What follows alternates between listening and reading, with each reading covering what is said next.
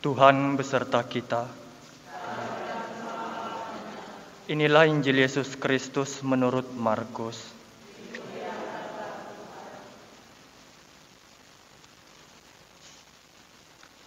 Sekali peristiwa, menjelang malam, Yesus berkata kepada murid-muridnya, "Marilah kita bertolak ke seberang." Mereka meninggalkan orang banyak lalu bertolak, dan membawa Yesus beserta dengan mereka dalam perahu di mana Yesus telah duduk, dan perahu-perahu lain juga menyertai Dia.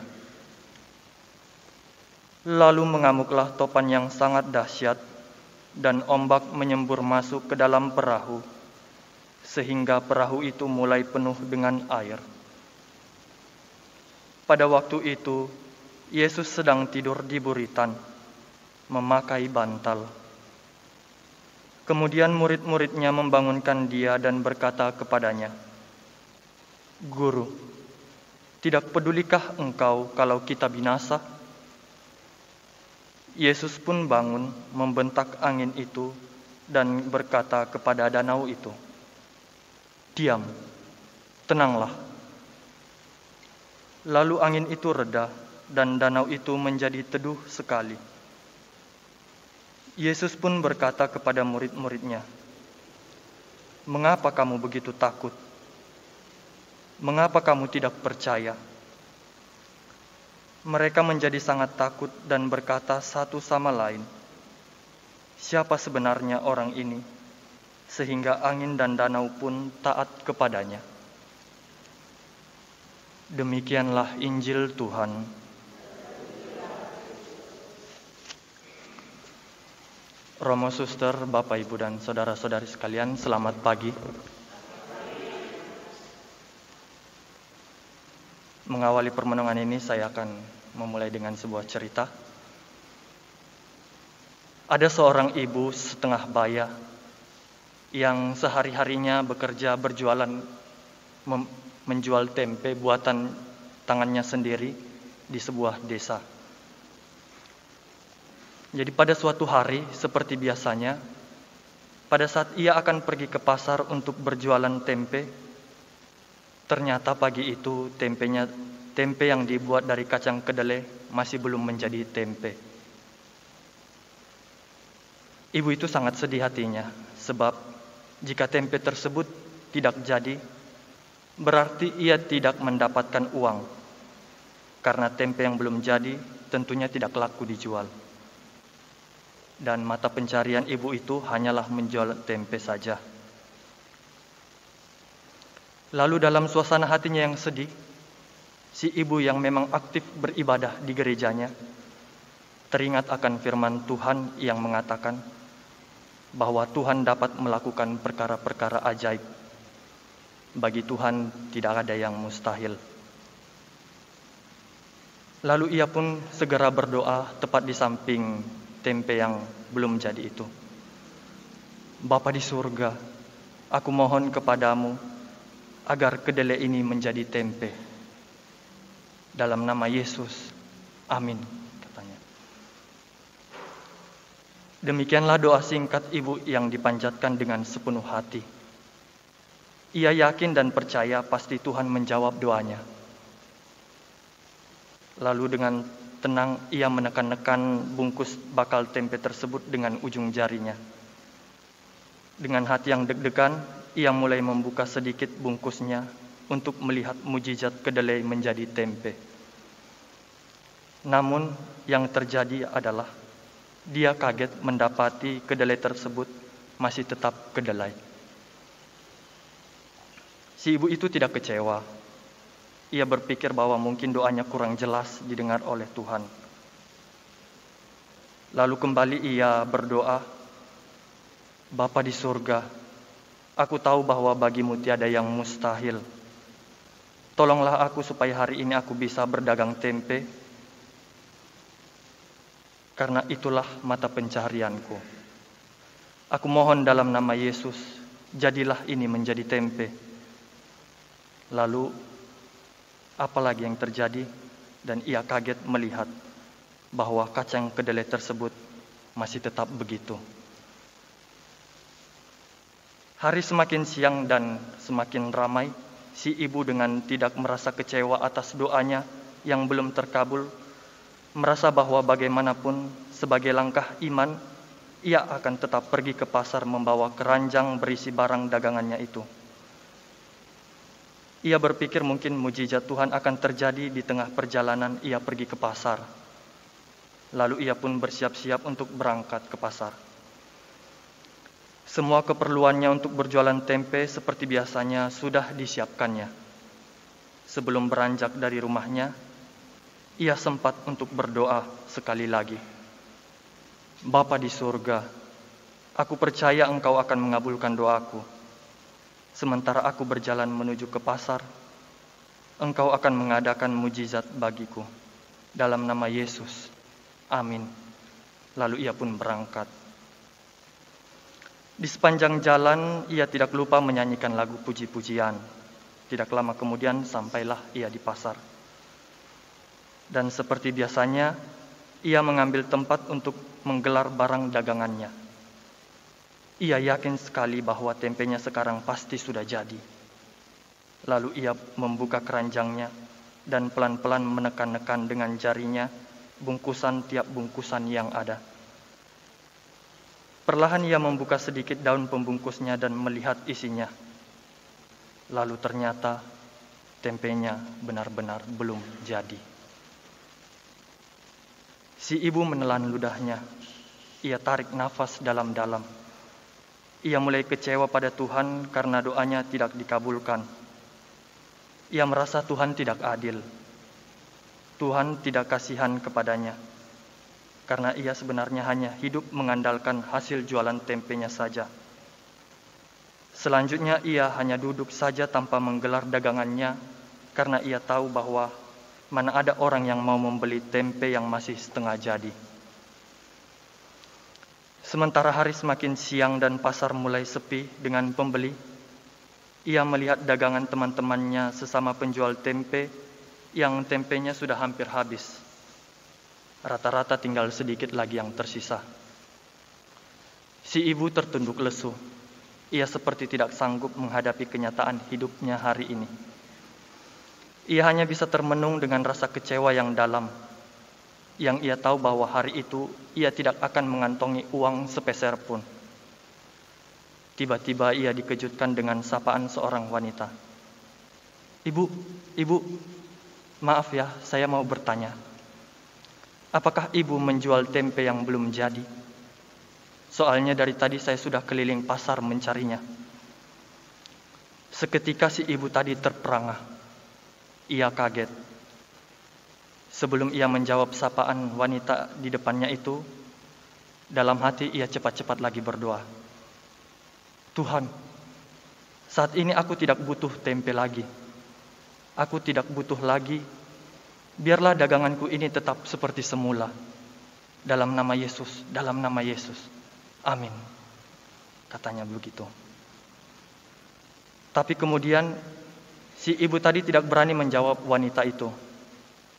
Karena ia berpikir jangan-jangan selagi ia duduk termenung tadi, tempenya sudah jadi. Jadi ia sendiri saat itu dalam posisi ragu-ragu untuk menjawab kepada wanita itu. Bagaimana nih? Ia pikir. Kalau aku katakan iya, jangan-jangan tempenya belum jadi. Sudah jadi. Siapa tahu tadi sudah terjadi mujizat Tuhan, katanya dalam hati. Ia kembali berdoa dalam hati. Ya Tuhan, biarlah tempeku ini tidak usah jadi tempe lagi. Sudah ada orang yang kelihatannya mau membeli. Tuhan, tolonglah aku kali ini. Tuhan, dengarkanlah doaku ini. Ujarnya berkali-kali di dalam hatinya. Lalu sebelum ia menjawab wanita itu, ia pun membuka sedikit daun penutup tempenya itu. Lalu ternyata tempenya memang benar-benar belum jadi. Ia bersorak senang dalam hatinya. Puji Tuhan, katanya. Singkat cerita, wanita tersebut memborong semua dagangan si ibu itu. Sebelum wanita itu pergi, ia penasaran kepada orang yang mau membeli tempe yang belum jadi itu. Ia bertanya kepada si wanita, Dan wanita itu mengatakan bahwa anaknya mau tempe yang berasal dari desa karena ia ingin pergi ke kota. Berhubung tempenya akan dibawa, ia harus membeli tempe yang belum jadi, supaya setibanya di kota, tempenya sudah jadi. Kalau tempe yang sudah jadi yang dibawa, maka nanti tempe tersebut tidak bagus lagi dan rasanya sudah tidak enak. Itulah alasan ibu yang membeli tempe setengah jadi tadi. Romo, suster, Bapak, Ibu, dan saudara-saudari sekalian, dalam bacaan Injil kita mendengarkan kisah perjalanan Yesus bersama murid-muridnya melewati Danau Galilea menuju ke seberang danau. Dalam perjalanan itu, perahu mereka mengalami angin taufan yang sangat dahsyat, dan ombaknya menyembur masuk ke dalam perahu, sehingga perahu itu tergenang air. Yesus tertidur di buritan, dan para murid ketakutan, sehingga mereka membangunkan Yesus. Kata mereka, "Guru, Engkau tidak peduli kalau kita binasa?" Lalu reaksi Yesus adalah ia bangun dan menghardik angin dan danau dengan berkata, "Diam, tenanglah." Lalu angin itu reda dan danau itu menjadi teduh sekali. Yesus menggunakan kesempatan ini untuk, seperti istilah kita, berkatekese dengan para muridnya. Karena ia bertanya kepada mereka, "Mengapa kamu begitu takut? Mengapa kamu tidak percaya?" Yesus bertanya demikian kepada para muridnya karena mereka meragukan kuasanya. Jadi dengan mujizat ini diharapkan agar para murid bisa terbuka hatinya untuk percaya kepada Tuhan. Mereka kembali kepada Tuhan sebagai pencipta semesta alam. Lalu mereka akhirnya takjub dan berkata, "Siapa gerangan orang ini, sehingga angin dan danau pun taat kepadanya?" Bapak, Ibu, saudara-saudari sekalian, mujizat Yesus ini seringkali merupakan tantangan bagi iman kita. Mengapa kamu takut? Mengapa kamu tidak percaya? Yang dituntut Yesus dari kita ialah kepercayaan pada dirinya, dan bukan kekaguman pada mujizat yang dilakukannya. Sebab kalau begitu, kalau kita hanya kagum kepada mujizatnya, Yesus tidak lebih daripada seperti tukang sulap. Kita harus mengakui dan percaya pribadi Yesus yang bisa menyelamatkan hidup kita. Inti karya mujizat Yesus bukan pada karya itu sendiri, tetapi pada Yesus.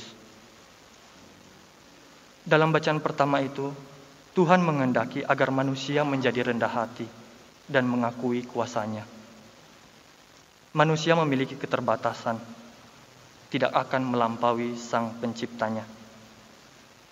Melalui sabdanya, Tuhan ingin agar kita tetap percaya kepadanya. Seperti dalam bacaan kedua, Santo Paulus memperlihatkan bagaimana mereka berada di dalam kehadirat Tuhan dan memandang dirinya sebagai ciptaan yang baru. Ia mengakui bahwa kasih Tuhan Yesus Kristus telah menguasai dia bersama dengan rekan-rekannya. Mereka mengerti bahwa Yesus Kristus telah wafat sebagai manusia. Dan dengan wafat Yesus Kristus wafat supaya semua orang hidup. Bukan hidup untuk dirinya, melainkan hidup untuk Kristus. Bagi Paulus, siapa yang ada dalam Kristus, ia ada dalam ciptaan baru. Hidup yang lama sudah berlalu, dan sesungguhnya yang baru sudah datang. Tentu saja Paulus tidak mengada-ngada dalam mengucapkan perkataannya itu. Karena apa? Karena ia juga pernah mengalami kegelapan dalam hidupnya. Bapak, Ibu, saudara-saudari yang terkasih, dalam kehidupan kita semua pasti memiliki angin taufan di dalam hidup. Pengalaman membuktikan bahwa banyak orang selalu mengalami pergumulan pribadi yang bisa saja membawa mereka kepada krisis iman. Penderitaan, kemalangan, sakit penyakit, malapetaka bisa menjadi angin taufan kehidupan pribadi kita. Kalau kita hanya berhenti pada pengalaman angin taufan ini, maka iman kita pun tidak bertumbuh. Namun sekiranya kita berusaha untuk keluar dari zona angin taufan ini dengan mengandalkan Tuhan, maka kita akan semakin dekat dengannya, mencapai kebahagiaan. Kuasa Tuhan jauh lebih besar dan agung. Dan Ayub dalam bacaan pertama merasakan berbagai penderitaan dan kemalangan. Namun Tuhan memulihkannya secara ajaib dan menyempurnakan hidupnya. Di sini Tuhan mau menunjukkan kuasa-Nya yang besar melebihi kuasa apapun. Manusia diharapkan rendah hati, patuh dan setia kepadanya. Manusia itu memiliki keterbatasan di hadapan Tuhan. Sebagai orang-orang yang dibaptis, kita menjadi ciptaan baru. Oleh karena itu, kita harus selalu senantiasa terarah kepada Tuhan. Hidup di dalam Kristus yang bangkit adalah hidup yang baru. Tuhan membaharui manusia dengan penebusan yang berlimpah-limpah, dan manusia hidup di dalam kekudusan itu. Kita sering memaksakan kehendak kita kepada Tuhan pada waktu kita memohon kepadanya. Padahal sebenarnya Tuhan lebih mengetahui apa yang kita perlukan. Karena itu, mengakhiri permenungan ini saya ingin mengajak kita untuk semakin yakin dan percaya kepadanya. Karena Tuhan menolong kita dengan caranya yang sama sekali di luar perkiraan kita sebelumnya. Tiada yang mustahil bagi Tuhan.